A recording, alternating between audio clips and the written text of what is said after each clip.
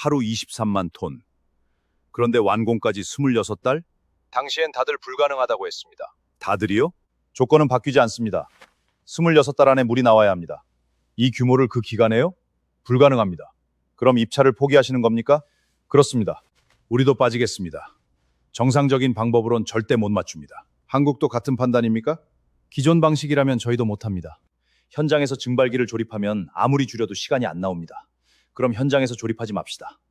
무슨 말씀이십니까? 한국에서 완성해서 통째로 가져오는 겁니다. 3,500톤입니다. 길이만 90m예요. 그래도 만들어야 합니다. 저걸 통째로 배에 쓰는 건 아무도 해본 적이 없습니다. 그러니까 다른 회사들이 포기한 겁니다. 속도 더 낮춰요. 조금만 틀어줘도 끝입니다. 좌측 맞춰! 그대로 갑니다! 여기까지 왔습니다. 반드시 배에 올립니다. 정말 저걸 한국에서 통째로 만들어 왔다고요? 현장에서 만들 시간이 없었습니다. 그래도 26달은 불가능합니다. 이제 확인하시면 됩니다.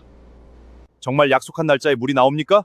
버튼 누르겠습니다. 시운전 준비 완료! 그리고 그날 세계가 불가능하다고 했던 시간이 깨졌습니다. 2025년 사우디아라비아 서부 해안. 영국 출신 물산업 분석가 마이클 리드는 제다 공항을 빠져나와 남쪽으로 향하는 차에 올랐습니다. 차창 밖으로 보이는 것은 끝없는 황토빛 사막이었습니다. 조금 더 달리자 멀리 홍해가 모습을 드러냈습니다. 마이클은 이상한 풍경이라고 생각했습니다.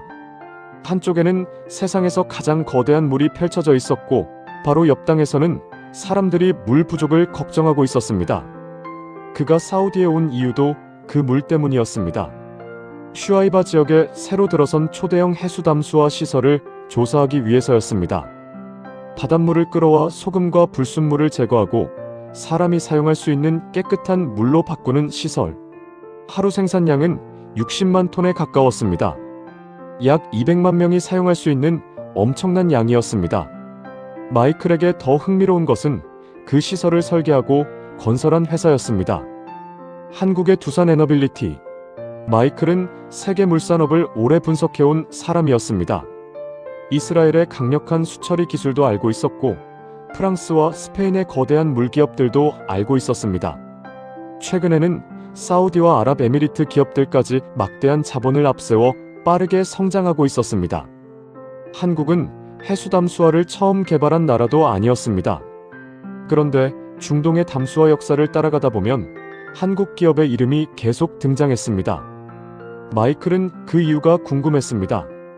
차가 제다 외곽의 한 병원 앞을 지나던 순간 운전기사가 창밖을 가리켰습니다. 병원 옆에 커다란 물 저장 탱크가 여러 개 서 있었습니다. 며칠 뒤 현지 물 관계자를 만나고 나서야 마이클은 그 의미를 알게 됐습니다. 사막 도시에서 물이 끊긴다는 것은 단순히 사람들이 목이 마르는 문제가 아니었습니다. 병원에서는 환자가 마실 물이 필요합니다.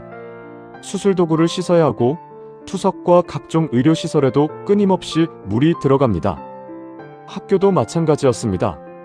아파트도 호텔도 식당도 공장도 물이 없으면 멈춥니다. 그리고 이곳에서는 그 물이 땅에서 무한정 솟아나지 않습니다. 중동 걸프 지역 도시들이 사용하는 물의 상당 부분은 이미 바다에서 만들어지고 있었습니다. 마이클은 그날 호텔로 돌아와 수도꼭지를 틀었습니다. 깨끗한 물이 너무 쉽게 흘러나왔습니다. 런던에서는 한 번도 특별하게 생각해 본 적 없는 풍경이었습니다. 하지만 사막에서는 달랐습니다. 저 물은 강에서 온 것도 아니고 비가 모인 거대한 호수에서 온 것도 아니었습니다. 누군가 바닷물을 끌어왔고 엄청난 압력과 에너지를 들여 소금을 제거했습니다.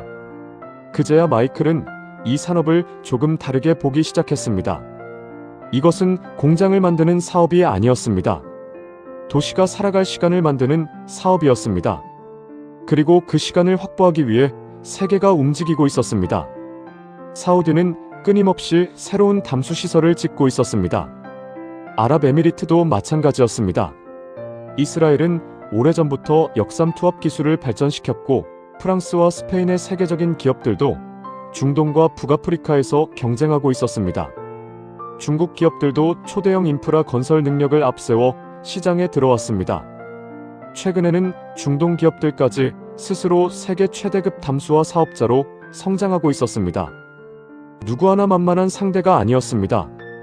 마이클이 받은 한 입찰 자료에는 여러 나라 기업들의 이름이 빼곡하게 적혀 있었습니다.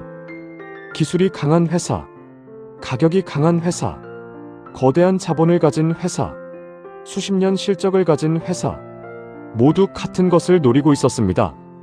물.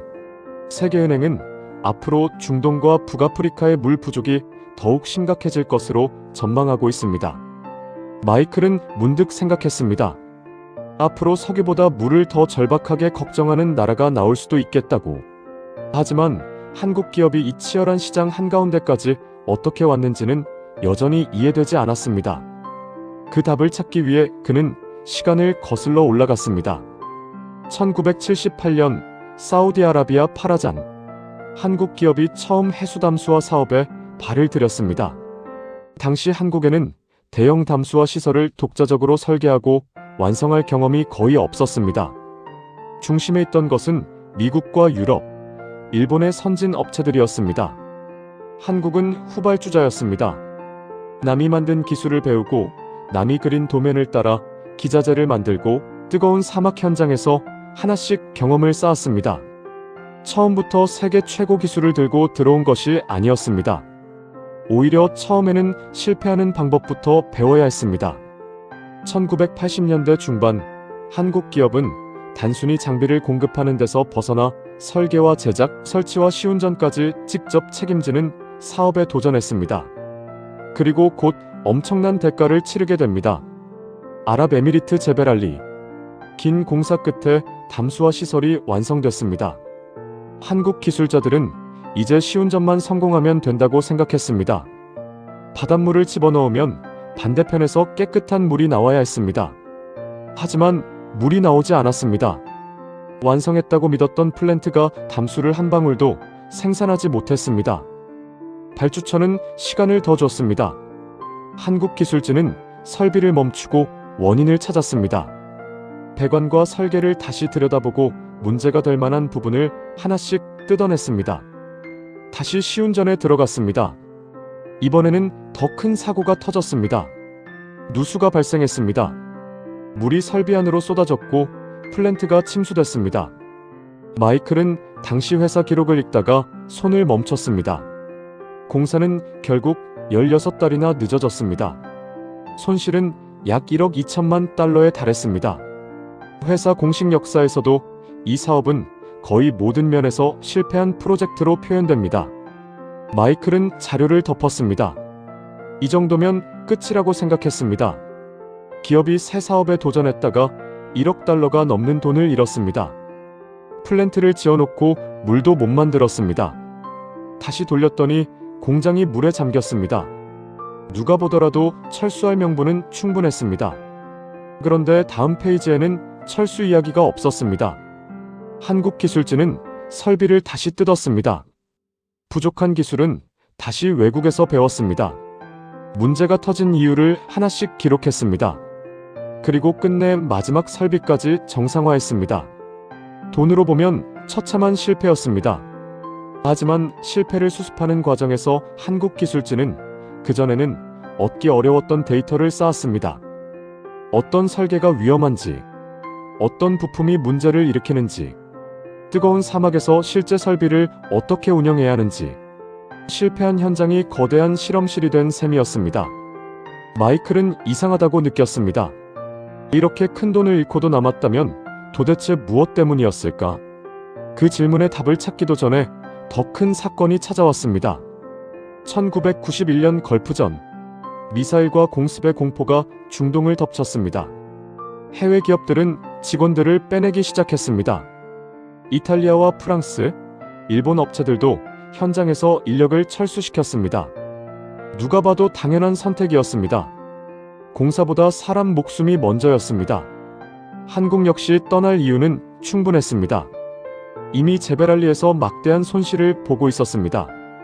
사업은 늦어졌고 회사의 신뢰도도 흔들리고 있었습니다. 그런데 한국 직원들은 현장을 지켰습니다. 공사를 계속했습니다. 전쟁 중에도 현장을 유지한 이 경험은 중동에서 한국 기업을 포기하지 않는 회사로 기억하게 만든 계기가 됐습니다. 마이클은 당시 철수 기록과 공사 기록을 함께 펼쳐봤습니다. 한쪽에는 다른 업체 직원들이 빠져나간 날짜가 적혀 있었습니다. 다른 쪽에는 한국 현장의 작업 기록이 계속 이어지고 있었습니다. 그는 한동안 아무 페이지도 넘기지 않았습니다. 며칠 전 제다 병원 옆 물탱크가 떠올랐습니다. 중동 발주처 입장에서 담수화 시설은 그냥 돈을 벌어주는 공장이 아니었습니다. 공사가 늦어지면 실제로 공급할 물이 줄어듭니다. 새로 지은 집에 사람이 들어오지 못하고 병원과 학교와 공장의 물 계획까지 흔들릴 수 있습니다. 그래서 이 시장에서 납기는 단순한 계약 날짜가 아니었습니다. 때로는 다음 여름을 버틸 수 있느냐의 문제였습니다. 전쟁이 끝났을 때 발주처들이 기억한 것도 바로 그것이었습니다. 기술이 가장 앞섰던 회사가 누구였느냐가 아니라 문제가 터졌을 때 누가 마지막까지 남아 있었느냐? 한국은 실패해서 기술 데이터를 얻었고 전쟁에서 신뢰를 얻었습니다. 그리고 몇 년 뒤 그 두 가지가 동시에 시험받는 프로젝트가 나타났습니다. 1998년 아랍에미리트 알타윌라. 발주처가 원한 담수 생산량은 하루 약 23만 톤. 하지만 진짜 문제는 시간이었습니다. 완공까지 주어진 기간은 26달. 비슷한 규모의 플랜트를 건설하는 일반적인 기간보다 훨씬 짧았습니다. 다른 글로벌 담수화 업체들은 조건을 검토하고 현실적으로 불가능하다고 판단했습니다. 입찰을 포기했습니다. 한국은 계약을 받아들였습니다. 당시 중동의 도시는 빠르게 커지고 있었습니다. 새로운 주거단지가 생기고 산업시설이 들어서고 인구가 늘었습니다. 건물은 돈으로 빨리 지을 수 있었습니다. 도로도 만들 수 있었습니다. 하지만 그곳에 살 사람에게 매일 공급할 물이 없으면 도시는 완성될 수 없었습니다. 발주처 역시 시간이 없었습니다. 한국도 그 사실을 알고 있었습니다. 하지만 계약을 받아들인 다음부터는 현실과 싸워야 했습니다. 기존 방식으로 아무리 계산해도 26달이 나오지 않았습니다. 당시 대형 담수화 시설의 핵심 장비인 증발기는 한국에서 부품을 제작해 중동으로 보내고 뜨거운 사막의 현장에서 다시 조립하는 것이 일반적이었습니다. 기술진은 공정표를 줄이고 또 줄였습니다. 그래도 답이 나오지 않았습니다. 결국 생각을 완전히 뒤집었습니다. 현장에서 조립하는 시간을 줄이는 것이 아니라 현장에서 조립하는 과정 자체를 없애는 방법이었습니다. 한국 창원에서 증발기를 완제품으로 만들어 통째로 배에 싣자는 것이었습니다. 문제는 그 물건이 기계라고 부르기 어려울 정도로 거대했다는 것입니다. 무게 약 3,500톤, 길이는 90m에 달했습니다. 거대한 건물 하나를 만들어 바다 건너 사막으로 보내는 것과 비슷했습니다. 공장에서 부두까지 옮기는 것부터 문제였습니다. 부두에 도착해도 끝이 아니었습니다. 그 거대한 설비를 배에 정확히 올려야 했고 긴 바닷길을 견뎌야 했습니다. 아부다비에 도착하면 다시 현장에 정확히 안착시켜야 했습니다. 마이클은 당시 거대한 증발기가 창원 부두로 이동하는 사진을 바라봤습니다. 수십 대의 특수 운송 장비 위에 올라간 철 구조물은 움직이는 건물처럼 보였습니다. 그 순간 마이클은 처음으로 웃었습니다. 이 사람들은 시간을 줄인 것이 아니었습니다. 시간을 잡아먹던 장소 자체를 바꿔버린 것이었습니다. 거대한 증발기는 한국에서 완성된 채 바다를 건넜습니다. 아부다비에 도착했고 현장에 설치됐습니다. 그리고 결국 약속한 기간 안에 공사가 끝났습니다. 다른 세계적 업체들이 불가능하다고 판단했던 조건을 한국은 공사 방법 자체를 바꿔 해결했습니다. 제베랄리에서 물조차 만들지 못했던 회사가 몇 년 뒤에는 다른 업체들이 포기한 공사를 끝낸 겁니다. 그 뒤 한국의 위치는 빠르게 달라졌습니다. 아랍에미리트 후자이라를 비롯해 사우디, 쿠웨이트, 오만, 카타르의 굵직한 담수화 사업에 한국 기업의 이름이 등장했습니다. 당시 대형 담수화 시장의 중심이던 다단 증발 방식에서는 세계 정상권까지 올라섰습니다. 두산 에너빌리티는 지금까지 세계 각지에 하루 약 800만 톤 규모의 물 생산 설비를 공급했습니다. 하지만 마이클은 자료를 읽으면서 불길한 부분을 발견했습니다. 한국이 세계 정상에 올라섰는데 시장이 움직이기 시작했습니다. 한국이 가장 잘하던 다단 증발 방식은 대량 생산에는 강했지만 많은 에너지가 필요했습니다. 석유와 가스가 풍부했던 중동에서는 오랫동안 큰 문제가 아니었습니다. 그러나 시간이 지나면서 에너지 비용과 환경 문제가 중요해졌습니다. 세계는 바닷물을 끓이는 대신 아주 미세한 막으로 소금을 걸러내는 역삼 투합 방식으로 빠르게 이동했습니다. 한국에는 지금까지와 전혀 다른 위기였습니다. 제베랄리에서는 기술이 부족했습니다. 알타윌라에서는 시간이 부족했습니다. 이번에는 자신들이 세계 최고가 된 기술 자체의 시대가 저물고 있었습니다. 경쟁사가 한국을 따라잡은 정도가 아니었습니다. 경기 종목이 바뀌는 것이었습니다. 마이클은 그 대목에서 다시 자료를 덮었습니다. 이미 세계 최고가 된 기술과 거대한 제작시설, 수십 년 경험을 가지고 있었습니다. 그것을 내려놓고 다시 배우는 것은 쉬운 선택이 아니었습니다. 하지만 한국은 기존 기술만 붙잡지 않았습니다. 새로운 역삼 투합 기술 기반을 확보하기 시작했고 다시 사우디와 쿠웨이트의 프로젝트에 들어갔습니다. 세계 정상에서 다시 학생이 된 셈이었습니다. 그리고 이번에는 바닷물 자체가 한국을 시험했습니다. 쿠웨이트 슈웨이크. 이곳의 바닷물은 역삼 투합 설비에 만만한 상대가 아니었습니다. 소금만 많은 것이 아니었습니다. 유기물과 작은 부유물질이 섞여 있었고 계절에 따라 적조 같은 문제도 나타났습니다. 역삼 투합 방식의 핵심인 멤브레인은 이런 오염에 매우 민감했습니다. 오염된 물이 계속 들어오면 막이 막히고 생산량이 떨어질 수 있습니다. 심하면 플랜트 운전 자체가 흔들릴 수 있습니다. 그리고 사막 도시에서 담수화 시설이 멈춘다는 것은 공장 하나가 쉬는 것과 의미가 달랐습니다. 마이클은 다시 제다에서 본 물탱크를 떠올렸습니다. 병원, 학교, 호텔, 수십만 채의 집. 평소에는 수도꼭지를 돌리면 너무 당연하게 물이 나옵니다. 하지만 그 물 뒤에는 거대한 시설이 하루도 쉬지 않고 바다와 싸우고 있었습니다. 한국은 슈웨이크에서 바닷물을 곧바로 멤브레인으로 보내지 않는 방법을 택했습니다. 먼저 큰 오염물질을 걷어냅니다. 그 다음 더 작은 입자까지 다시 걸러냅니다. 그렇게 여러 단계로 물을 정리한 뒤 마지막에 멤브레인으로 보내는 고도 전처리 방식을 적용했습니다. 과거에는 3,500톤짜리 철 구조물을 어떻게 옮길지가 문제였습니다. 이제는 눈에도 잘 보이지 않는 미세한 오염물질 하나까지 통제해야 했습니다. 기술의 모습은 완전히 달라졌지만 한국은 다시 적응했습니다. 그리고 역삼 투합 사업의 규모는 점점 커졌습니다. 얀부 지역에서는 하루 45만 톤 규모의 사업을 맡았습니다. 최근에는 그보다 더 큰 슈아이바 지역 프로젝트까지 이어졌습니다. 마이클은 여기서 다시 한번 세계 시장을 바라봤습니다. 한국 혼자 달리고 있는 것이 아니었습니다. 사우디의 거대 물기업들은 이미 세계 최대급 사업자로 성장했습니다. 프랑스와 스페인의 전통 강자도 건재했습니다. 이스라엘은 강력한 수처리 기술을 갖고 있었습니다. 중국도 거대한 건설 역량을 앞세워 따라오고 있었습니다. 물 부족이 심해질수록 이 시장에는 더 많은 돈과 기업이 들어올 것이 분명했습니다. 그런데 그것은 단순히 돈이 되는 시장이라서가 아니었습니다. 필요한 나라들이 너무 절박했기 때문입니다. 중동과 북아프리카에서는 인구가 계속 늘고 있습니다. 지하수를 끝없이 끌어쓸 수도 없습니다.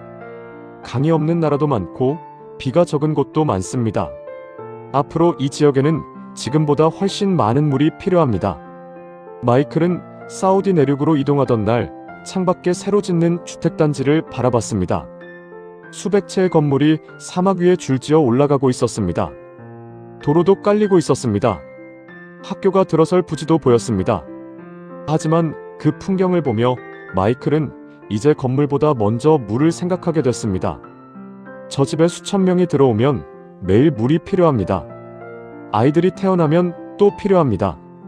병원이 생기면 더 필요합니다. 공장이 들어오면 또 늘어납니다.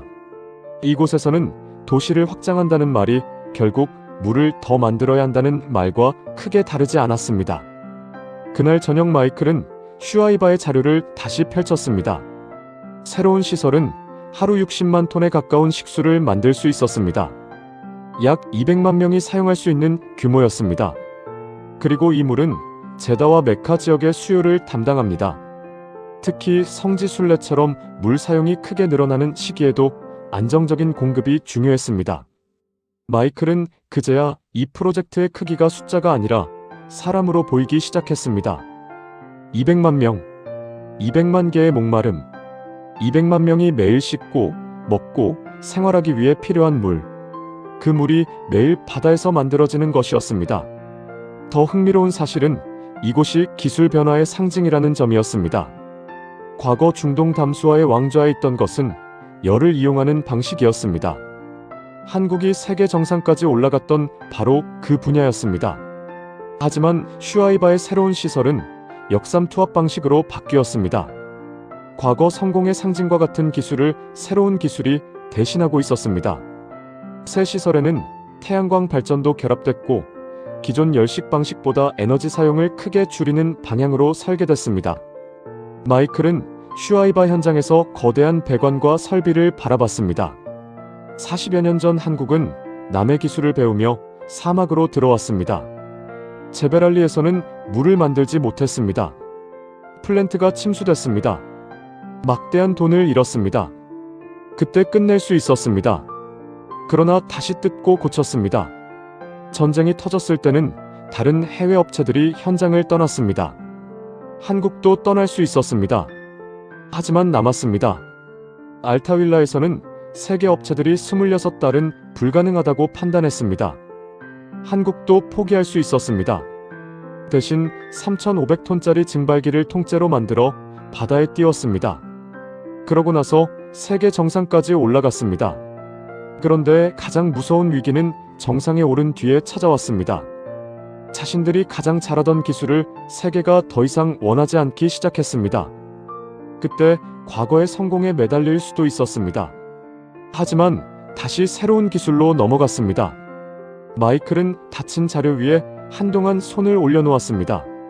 처음 사우디에 도착했을 때 그는 한국 기업이 왜 담수화 시장에서 자꾸 등장하는지가 궁금했습니다. 이제 질문은 반대로 바뀌어 있었습니다. 이렇게 여러 번 사업이 끝날 수 있었는데 어떻게 아직도 살아남아 있는가? 답은 어떤 하나의 기술에 있지 않았습니다. 이 회사는 실패하지 않는 회사가 아니었습니다. 오히려 크게 실패했습니다. 중요한 것은 실패한 다음이었습니다. 잘못 만든 설비를 다시 뜯었습니다. 불가능한 일정이 나오면 공사 방법을 바꿨습니다.